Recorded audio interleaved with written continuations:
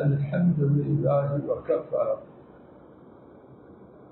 وسلام على عباده الذين اصطفى.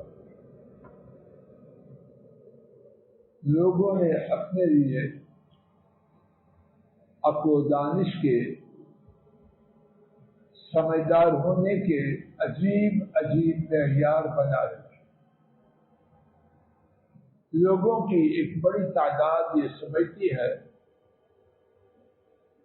ہر ایک کے ساتھ وہ بات کرے جو اس کو راضی کرے، چاہے اس کے 100% برعکس بات اس کے مد مقابل سے کہہ چکے.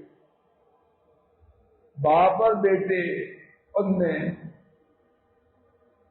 ناگوشگوار صورت ہو، بیٹے سے کہیں کہ تجھ پر بڑا ظلم ہو، اور باپ سے کہے تو بڑا مظلوم ہو. دو پارٹنرز کے پاس جائیں، ہر دو میں سے ہر ایک کی تائید میں زمین آسمان کے کلابے بھرا، اور دوسرے کے ظلم و ستم کو بڑھا بڑھا کے پیش ہے.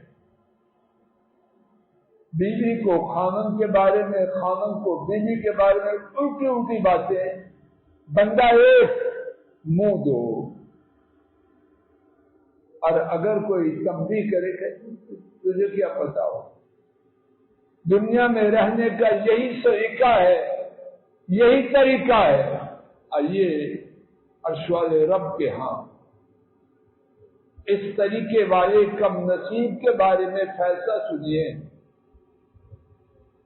حضرات محدثین ابن ابی دنیا، بہقی اور القضائی نے سیدنا ابو ہریرہ رضی اللہ عنہ سے روایت کیا، نبی محترم صلی اللہ علیہ وسلم نے فرمایا لا ينبغي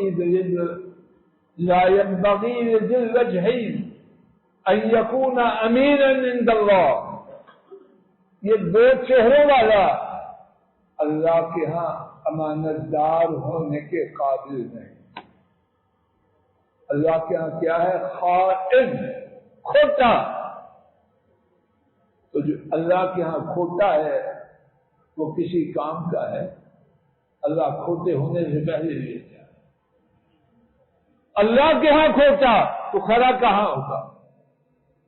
اور ایک دوسری روایت میں ہے، اما عائشہ رضی اللہ عنہا نے اسے روایت کیا کہ دو چہروں والا روز قیامت عزت والا نہ ہوگا. کیا ہوگا؟ ذلیل ہوگا.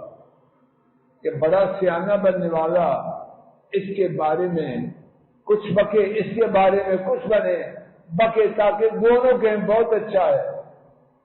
روز قیامت سب کے ساتھ برہنہ کیا جائے. فرمایا کہ روز قیامت دو چہروں والا باوقار با عزت نہ ہوگا. کیا کریں گے؟ پہلی بات، حق کو حق کہیں، باطل کو باطل کہیں، سچے کو سچا کہیں، جھوٹے کو جھوٹا کہیں. اگر طاقت نہیں تو چھپ کر، تو ٹھیکیدار ہے لوگوں کا، تجھ میں طاقت نہیں تو خاموشی، اس میں تیری سلامتی ہے. اللہ تعالیٰ اپنے فضل و کرم سے اس بد نصیبی سے بچائے اور سلامتی کی راہ پہ لائے. کہیں تو حق کو حق کہیں، باطل کو باطل کہیں، وگرنہ خاموشی اختیار کریں. وآخر دعوانا ان الحمد للہ رب العالمین.